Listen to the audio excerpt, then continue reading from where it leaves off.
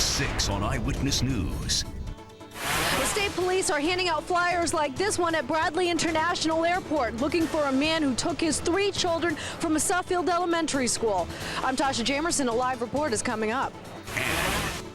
The latest from New Haven, where 2 people were shot this morning at a busy downtown intersection. Plus, we're live in Hartford, where Democratic gubernatorial candidate Bill Curry has brought in Bill Clinton as a last-ditch effort to boost his voter support.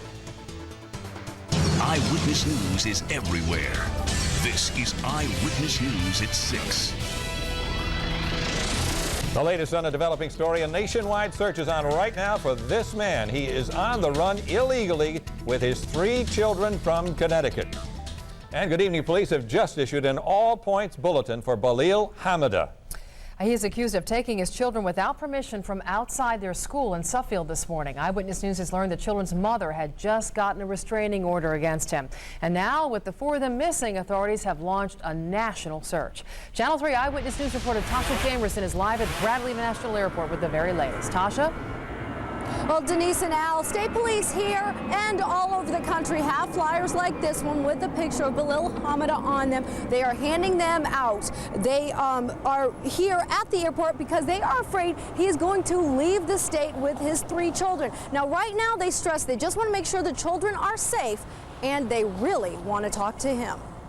These are the Hamida children, ages 9, 8, and 7. And police are hoping you can help find them tonight. The kids, whose first names police aren't releasing for protective purposes, were taken from their elementary school, the Spalding School here in Suffield, by their father close to 9 this morning. He pulled in the area right near where the buses discharged. The kids spotted him. There was a school staff member that heard the kids say, "Daddy." And he motioned him over for a minute in a manner that parents would normally do when Junior forgot his lunch or a textbook, and never thought twice about it. That was completely consensual and voluntary and non-threatening. And this is the man police are looking for, the kid's father, 33-year-old Balil Hamida of Florida. Well, they say during a messy custody dispute, he took the children to Florida this summer for vacation and never returned them to their mother. That's until she took matters into her own hands. The mother went down to Florida with a copy of the temporary custody, showed it to the folks in the school, and was able to sign the kids out and bring the kids back to Connecticut. She then re-enrolled the kids back at their old school here at Spalding a little more than 2 weeks ago. She let us know that there was a restraining order against him and that she had temporary custody and the children were being re-enrolled back into the Spalding system. I don't think there was ever an indication at that point that the father was going to show up like this. I don't think anybody could have expected that. We clearly need to make contact with the father, ascertain that the children are okay, and want to make sure that he's real clear that he is in violation of Connecticut law, and we would very much like to see him return the children immediately. Now, here is the description of the car they are looking for. They say it is a 4-door, mid-sized car. It is either silver or gold, and it has black and white license plates. Now, if you have any information, you are urged to call the Suffield Police. Their number is 860-668-3870. The number should be on your screen. Now, police are looking at highways, they're looking at airports, they're looking at bus terminals, they're looking at rental car places. They do want to stress, though, they do not think the children are in danger and that custody papers weren't into effect until 3 weeks ago. But they do stress they really want to speak to Mr. Hamida. Reporting to you live in Windsor Locks, I'm Tasha Jamerson for Channel 3 Eyewitness News. And right now, police in Vernon are following up a number of new leads in a 27-year-old murder mystery. Channel 3 Eyewitness News crews were there in Vernon on Friday as police ripped up the floorboards in a Vernon apartment looking for clues in a 1975 murder of 20-year-old Susan LaRosa. LaRosa lived there in that home at the time of her disappearance. Right now, evidence is being examined at the State Forensics Lab. Since our story Friday, police tell us they've received numerous phone calls and new leads. In New Haven right now, police are searching for suspects in an early morning shooting at a busy downtown intersection. Channel 3 Eyewitness News reporter Pei-Sze Cheng is live at the shooting scene with the very latest information. Pei-Sze? Well, Denise, at this time, police are still investigating, and they say they do not have any suspects right now. But one thing's for certain, the shooting has definitely rattled the community, especially for people who frequently pass through this busy area. Just after 1 this morning, someone fired at least 5 shots at a man and woman who were sitting in their SUV and caused them to crash. It happened at the intersection of Church and Chapel, a busy area in the heart of New Haven. While many residents weren't surprised about violence in New Haven. New Haven has reputation for this kind of level of crime, and I think it fulfills its reputation. No, it's not uncommon. It doesn't, I wouldn't say it happens frequently, but it does happen from time to time. So. Many were surprised that the shooting took place so close to the New Haven Green. I've always felt safe around here. Yeah, it's a good neighborhood. I'm kind of surprised. Yeah. There's never really been anything not unsafe or to make us feel unsafe, so. The 41-year-old female passenger was grazed by a bullet, and shards of glass from the car window got into her eyes. She's in stable condition, but the 20-year-old driver wasn't as lucky. He was hit in the head with a bullet and is in critical condition at the hospital of St. Raphael. Now, although there are no suspects, police did tell me that they were trying to see if there is a connection between the shooting and an earlier fight in the night at the Indigo Club, which is just a few blocks away. Live in New Haven, I'm Pei-Sze Cheng for Channel 3 Eyewitness News.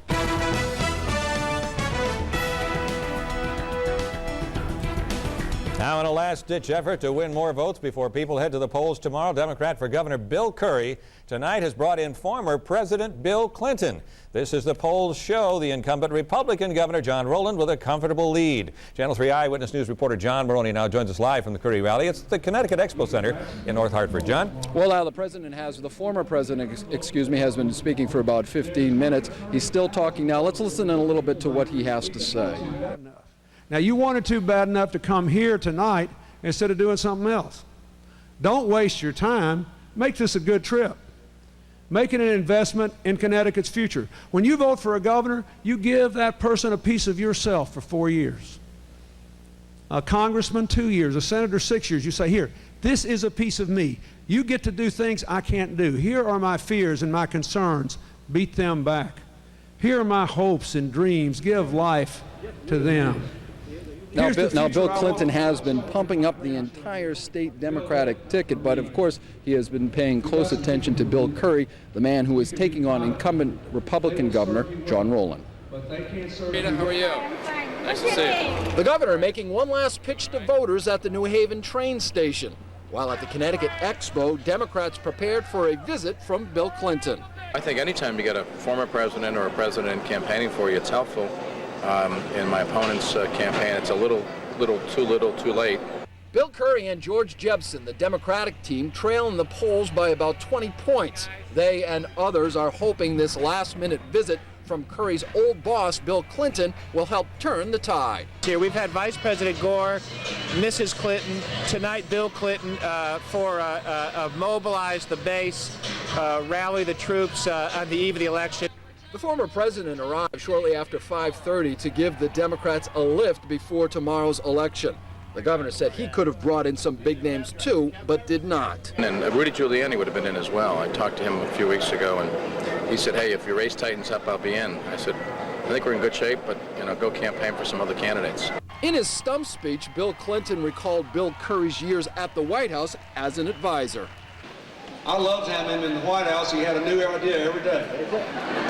And most of them were pretty good. We are back live at the Connecticut Expo. The former president has finished his stump speech. It took about 20 minutes. He tried to rally the crowd to vote for Bill Curry and other members of the Democratic ticket. Bill Curry will need his help if it works. He's down by about 18 points. We shall see tomorrow if the former president's visit helped out. We're live in Hartford. John Moroney, Channel 3 Eyewitness News. All right, now it's up to you, the voter, to make up your mind and head to the polls. They open at 6 o'clock tomorrow morning and are open until 8 o'clock tomorrow night. Remember, you can count on Channel 3 Eyewitness News live team coverage throughout the day. We'll have complete election results as we get them after the polls close in the evening. And stay with Channel 3. You won't miss a thing. Coming up on Eyewitness News. The legal battle over an historic house in Litchfield County will be decided by voters tomorrow. Details next. Also ahead. Free money for college is just a click away. I'm Sarah Barr, and Eyewitness News shows you how to do it. And our weather is going to be terrific for Election Day tomorrow, but it's going to get rather soggy again by midweek. My 7-day futurecast is coming up. You're watching Channel 3 Eyewitness News at 6. Eyewitness News is everywhere. To Tonight at 11 on Eyewitness News. She went to summer camp over 50 years ago and never returned home. Police haven't given up on the case and are determined to find Connie Smith's killer. Why give up? If we quit, we gave up, and I'll never give up. Hear from a new witness who's come forward and what could be the missing link to solving the case. If I crawl, is somebody going to think I'm a nut? Tonight at 11 on Eyewitness News. Eyewitness News is everywhere. What does the world think of us Americans? Tomorrow's Oprah. You're watching Channel 3 Eyewitness News at 6. Eyewitness News is everywhere. In a couple more months, the Mashantucket Pequots will be getting a new leader who may have a new vision for the Foxwoods Resort Casino. Today, the departing tribal chairman, Kenneth Reels, held an informal news conference to welcome the new leader, Michael Thomas, who had been the treasurer. Thomas beat former chairman Richard Skip Hayward and 2 others in Sunday's tribal election. Thomas, who's 34, says his first priority will be housing for tribal members and possibly for casino workers as well. I think that the council will certainly be talking about employee housing, but not until after we have a plan complete with an implementation strategy for how each and every Pequot that wants to live at Mashantucket can do so. And we should tell you about 400 adults are members of the Mashantucket Pequot tribe. In Litchfield, voters have an important decision to make tomorrow. They will end a 4-year-long battle over the future of the historic Harriet Beecher Stowe House. Channel 3 Eyewitness News reporter Samantha Knapp has the story. This land belongs to the people. On the ballot in Litchfield election Tuesday, the fate of this land. Owned by the town, the Beecher House Society wants to buy it and re-erect author Harriet Beecher Stowe's childhood home. This is the room that inspires her, and it's when you talk to people like Joan Hedrake. I remember when the writer of the Pulitzer Prize biography, when she came, anybody that was in that room, there's something about it. Since dismantling the house 4 years ago, Chandler Satan has been pushing the town to sign off on a plan to rebuild on the town's land. He says the house has historical significance and may have inspired Beecher Stowe to write Uncle Tom's Cabin. He says town land belongs to the people and they should use their right to vote. What you're doing is giving back to the children of all of America, not just Litchfield or not just Connecticut, probably the most important single birth and nurturing site of human rights, women's issues in America. The question will ask voters if the town should sell 1.8 acres of land to the Beecher House Society for $400,000, a 4-year battle that would end with this vote. I think we ought to vote for it. I think it should be built and established in Litchfield. It's a dangerous precedent to set in government to allow a taxpayer to say, I want to buy community property, I want to buy the town's property, and I don't think that sort of issue should be permitted on the ballot. If residents vote against using this plot of land to erect the house, Chandler Satan says he'll take his project elsewhere, possibly even out of the state. In Litchfield, Samantha Knapp, Channel 3, Eyewitness News. Coming up on Eyewitness News. A new way to save money on college tuition. Find out about discount scholarships next. Also ahead. I'm Joe Tessitore, live at Gamble Pavilion. The UConn men start their season tonight, but we have big news concerning the UConn women. Stay with us. It's coming up in sports. You're watching Channel 3 Eyewitness News at 6. Eyewitness News is everywhere.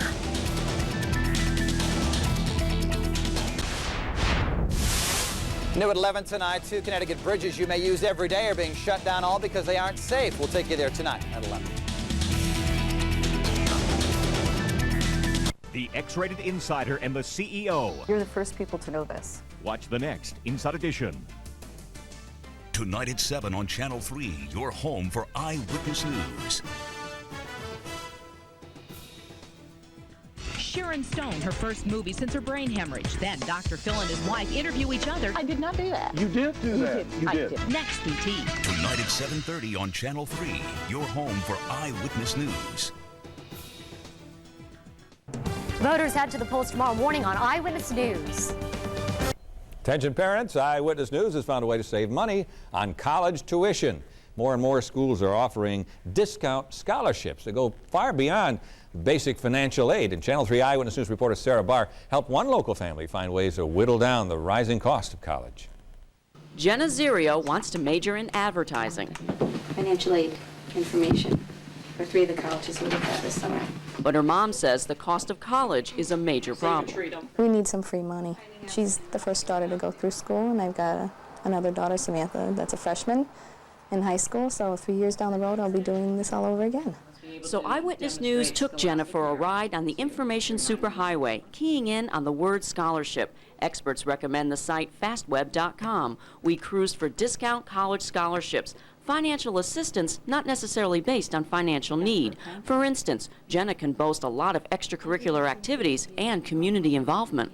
I help out with church school, run tennis, Renaissance, I'm class officer, and then I work. The good news, more schools are offering these discounts. For example, UConn offers a leadership scholarship worth as much as $7,000. The University of Bridgeport offers a full or partial ride for freshman or transfer music students. And according to the websites we checked, this is just the tip of the iceberg. Local companies and organizations also have money earmarked for education. Financial aid experts know how important $250 here and $1,000 there can be. It can be a difference between a student being able to go to a school and not go to a school. I have seen some students get $4,000 worth of outside scholarships. $750 to $2,500. Our search found Jenna could qualify for at least 34 discount scholarships. When you see 34 matching scholarship results, is that, I guess, that gets you going or gets you charged? It makes me think I could win a lot of money. Free money, something you just can't buy. Financial aid experts say students should check with their guidance counselors to see if there's any local town scholarships. Also, apply for as many scholarships as you can, even if you don't think you're a perfect fit. And don't forget to meet those deadlines. In the newsroom, Sarah Barr, Channel 3, Eyewitness News. Accurate, dependable. Now, Eyewitness Weather with your live Doppler 3000 Futurecast. Here's Chief Meteorologist Bruce DePrest. Good evening, everybody. Live Doppler 3000 shows rain in eastern Connecticut. In Ledyard, I think your rain will come to an end by 7:15. And in Woodstock, I think your rain will pretty much be over by around 7 p.m. It's dry from Hartford on west in terms of no rain falling, but it is wet out there. Our Hartford live shot is looking kind of wet. But at least the rain is over. 43 in Hartford, 41 at Windsor Locks, and Meriden is 42. And New Haven had some rain as well, but that rain is over. It's 46 in New Haven, 47 in Bridgeport, and New London is 46 degrees. All right, checking out the satellite and radar in the eastern half of the country, a departing wet weather system here in New England, and another storm in the deep south where there's rain in Texas and Louisiana. That'll be a coastal storm moving off Delaware and Maryland by Wednesday morning. For us, a cold rain, maybe some coastal flooding. The mountains of Massachusetts into northern New England could get some wet accumulating snow. Here's your futurecast showing departing wet weather tonight. Tomorrow, mostly sunny with increasing high clouds in the afternoon. And then here comes the rain for after midnight tomorrow night, maybe starting out as some wet snow, but primarily rain for Connecticut. We'll have overnight lows tonight in the upper 20s and low 30s. Watch out for some patchy fog and maybe a few icy spots out there. And then highs tomorrow in the 40s to right around 50 degrees. A nice election day. 7-day futurecast will rain on Wednesday. 43 degrees, and we return to nice weather Thursday, Friday, and Saturday. Over the weekend, we cloud up, and then our next chance for rain on Monday. Hi, everybody. I'm Joe Tessitore, live at Gamble Pavilion. UConn men in action tonight, but some late news here on the UConn women. Try to get used to this. They're not ranked #1 any longer. The new AP poll is out. They are the 4th ranked team in the country. Duke, with 4 seniors returning, that's the #1 team. Now, as for the UConn men, they start their exhibition season tonight. They face a team called Louisiana Futures. And speaking of futures, awful bright for Jim Calhoun, because you remember the last time we covered this team, it was in the Elite 8, and the Huskies were giving a spirited effort against the eventual national champs, the Maryland Terps. All right, no Karan, but as Coach Calhoun told us, Ben Gordon, Emeka Okafor, and the crew should play beyond their years after last season's valuable experience. Go to play Arizona at Arizona, that you play North Carolina, that you play Oklahoma, then you play in the finals here and a double overtime against Pittsburgh to win a Big East championship, and then you're 4 games at the NCAA tournament and a couple minutes away from getting to a Final Four and being beaten by a great Maryland team. There's an asterisk beside those games that they maybe add a few more gray beards to them and make them a little bit older. Yeah, no question. Jim Calhoun isn't the only UConn coach smiling. Randy Edsall, finally something to smile about. Saturday's record-setting win against Florida Atlantic. Well-deserved, much needed, especially for senior linebacker Rasul Wallace. Here's what Coach told us late last night on his coach's show. I brought him into my office last week and we sat down and talked, and I said, you know, I know things haven't gone the way you wanted to, you know, this year, and we've got 4 games left. You know, let's just continue to go out and work very, very hard and practice, and, you know, there's going to be some good things that happen to you. So it was good, and again, it shows that he's a senior. Instead of taking the ball and just running out of bounds, when you get an interception, make the offense tackle you, because they're not used to tackling you. You know, he listened to his coaches in terms of all the interception drills we do, and then he got the touchdown, which was very, very good for him. And they take on Kent State this week. Tonight at 11, UConn men highlights and post-game reaction. It's hoop season. Here we are again. Back to you. Coming up on Eyewitness News. Chances are you've seen this artwork. Tonight, meet the Connecticut artist behind it. You're watching Channel 3 Eyewitness News at 6. Eyewitness News is everywhere. Coming up at 11, a major recall tonight of one of the most popular cars on the road today. We'll have details. Plus, the U.S. expands its war on terror, attacking some suspected al-Qaeda operatives in a missile strike. The latest tonight at 11. Tomorrow, starting at 5 on Eyewitness News, police officers in New Haven County are getting a new weapon in the war on crime. Eyewitness News is there to show you what's being done to keep your family safe. Tomorrow, starting at 5 on Eyewitness News. Have you heard of the artist Alan Gianna? His paintings are on more than 100 products, from jigsaw puzzles to bedroom linens, and they all start on his computer. Today, Channel 3's Dan Kain dropped by the artist's Simsbury studio to see how his landscapes take shape.